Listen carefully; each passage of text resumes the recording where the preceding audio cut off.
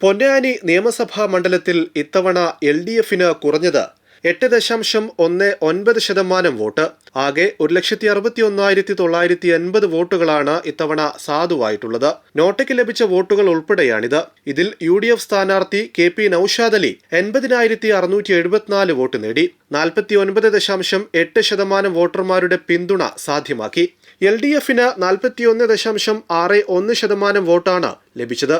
67,407 വോട്ടാണ് LDF സ്ഥാനാർത്ഥി advocate MK സക്കീറിന് ലഭിച്ചത്.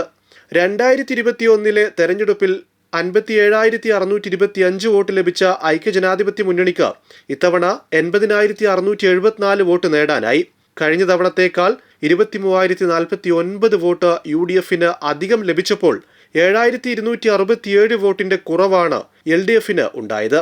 പോളിംഗ് ശതമാനം വർദ്ധിച്ചപ്പോൾ LDFന് അടിപതറി എന്ന് വേണം കരുതാൻ.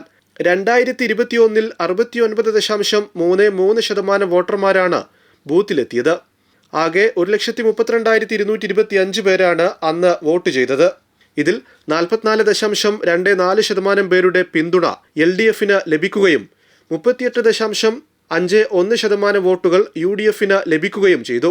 11.23% വോട്ടാണ് NDAക്ക് ലഭിച്ചത്.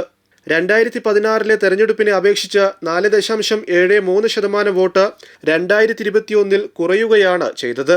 എന്നാൽ 2021 വോട്ടിംഗ് ശതമാനത്തെ അപേക്ഷിച്ച് 4.9% വോട്ടിന്റെ വർധനവ് ഇത്തവണ ഉണ്ടായതോടെ UDFന്റെ വോട്ട് വിഹിതം ഗണ്യമായി വർദ്ധിച്ചു. ഇടതുമുന്നണിക്ക് കുറഞ്ഞ വോട്ടുകളിൽ മഹാഭൂരിപക്ഷവും പരമ്പരാഗതമായി ലഭിക്കുന്നവയാണ്. കാലങ്ങളായി LDFന് ലീഡ് ലഭിക്കുന്ന മേഖലകളിലൊക്കെയും ഇത്തവണ പിന്നിൽ പോയി. ഇടതുകോട്ടകളായ എഴുപത്തിരുത്തിയിലും തീരദേശത്തും ചരിത്രത്തിലില്ലാത്ത തകർച്ചയാണ് ഇടതുമുന്നണിക്കുണ്ടായത്. പൊന്നാനിയുടെ തെരഞ്ഞെടുപ്പ് ചരിത്രത്തിൽ UDF നേടിയ വലിയ ഭൂരിപക്ഷമാണ് ഇത്തവണത്തേത്.